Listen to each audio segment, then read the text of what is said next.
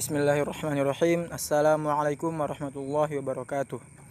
Perkenalkan, nama saya Ananda Yusfar Rahman, program studi Pendidikan Agama Islam Fakultas Tarbiyah. Rangkuman pendidikan kewarganegaraan. Yang pertama, konsep pendidikan kewarganegaraan. Pendidikan kewarganegaraan adalah pendidikan yang mengkaji dan membahas tentang pemerintahan, konstitusi, lembaga-lembaga demokrasi, rule of law, HAM, hak dan kewajiban warga negara, serta proses demokrasi. Pendidikan demokrasi menyangkut sosialisasi, diseminasi, dan aktualisasi konsep, sistem, nilai, budaya, dan praktek demokrasi melalui pendidikan. Pendidikan HAM mengandung pengertian sebagai aktivitas mentransformasikan nilai-nilai HAM agar tumbuh kesadaran akan penghormatan, perlindungan, dan penjaminan HAM sebagai sesuatu yang kodrati dan dimiliki setiap manusia.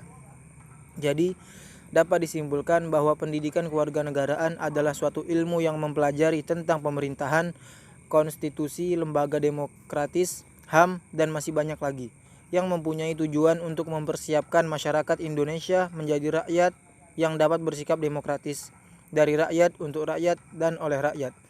Pada hakikatnya, pendidikan adalah upaya sadar dari suatu masyarakat dan pemerintah suatu negara untuk menjamin kelangsungan hidup dan kehidupan generasi penerusnya, agar dapat membentuk kepribadian masyarakat yang cinta tanah air dan bangga terhadap negaranya, selaku warga masyarakat, warga bangsa dan negara secara berguna dan bermakna, serta mampu mengantisipasi hari depan mereka yang selalu berunah dan selalu terkait dengan konteks dinamika budaya, bangsa, negara, dan hubungan internasional.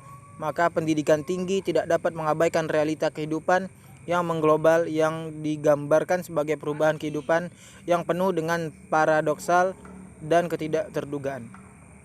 Perjalanan panjang sejarah bangsa Indonesia sejak era sebelum dan selama penjajahan dilanjutkan era merebut dan mempertahankan kemerdekaan sampai dengan mengisi kemerdekaan, menimbulkan kondisi dan tuntutan yang berbeda-beda sesuai dengan zamannya.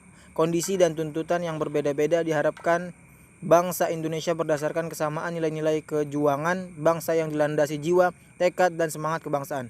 Semangat perjuangan bangsa yang tidak mengenal menyerah harus dimiliki oleh setiap warga negara Republik Indonesia. Yang kedua, mengapa pendidikan kewarganegaraan diperlukan? Tujuan pendidikan kewarganegaraan adalah mewujudkan warga negara sadar bela negara berlandaskan pemahaman politik kebangsaan dan kepekaan mengembangkan jati diri dan moral bangsa dalam kehidupan bangsa. Pendidikan kewarganegaraan sangat penting.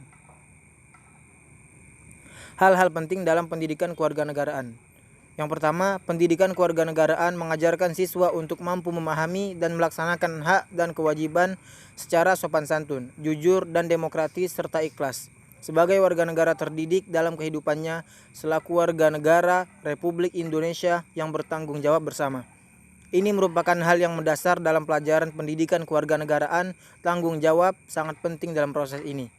Yang kedua, dalam pembelajaran ini dibahas lagi tentang bagaimana kita warga negara untuk ikut dalam berpolitik karena akan kepedulian terhadap politik kita bangsa Indonesia. Tanpa kekacauan merupakan hal terpenting dalam menjaring hubungan yang baik antara warga dan pemerintah. Yang ketiga, memberikan pengajaran kepada siswa untuk saling memahami sesama warga negara, saling tenggang rasa, toleransi, dan saling menghormati satu sama lainnya. Yang keempat, memberikan pengetahuan kepada para siswa dan pelajar mengenai sistem pemerintahan dan tentang peraturan negara yang berlaku baik yang tertulis maupun yang tidak tertulis. Juga untuk membuka kesadaran kita akan pentingnya bela dan cinta tanah air karena kita hidup di sini dan secara bersama. Dengan ini sesungguhnya pendidikan kewarganegaraan sangat penting untuk diajarkan oleh anak didik bangsa kita sendiri. Sesungguhnya pendidikan kewarganegaraan tidak hanya harus diajar tetapi juga harus dilaksanakan, karena pendidikan kewarganegaraan juga membawa ajaran dari Pancasila yang juga harus kita amalkan, baik perbuatan atau segala macamnya. 1. Urgensi pendidikan kewarganegaraan.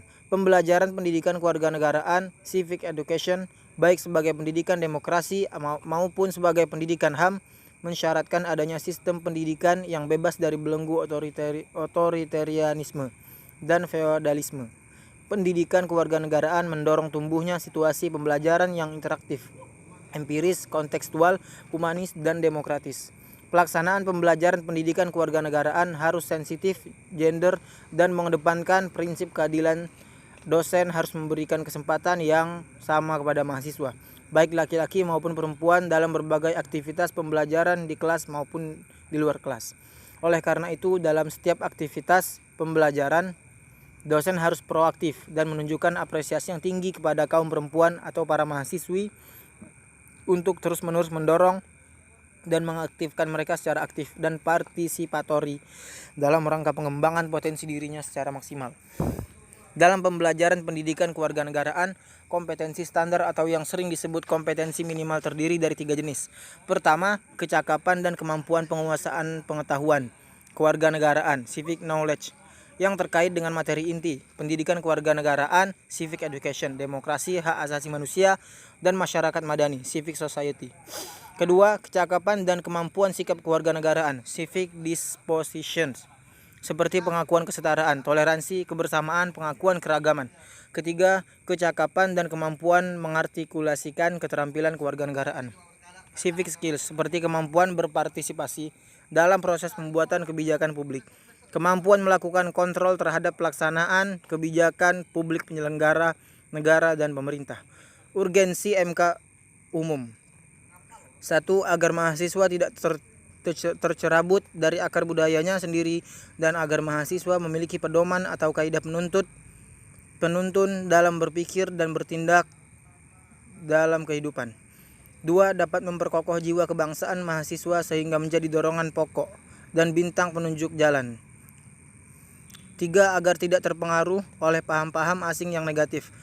4. Sebagai pembentuk civic disposition yang dapat menjadi landasan untuk pengembangan civic knowledge dan civic skill mahasiswa. Sekian dari saya, kurang lebihnya mohon maaf. Wassalamualaikum warahmatullahi wabarakatuh.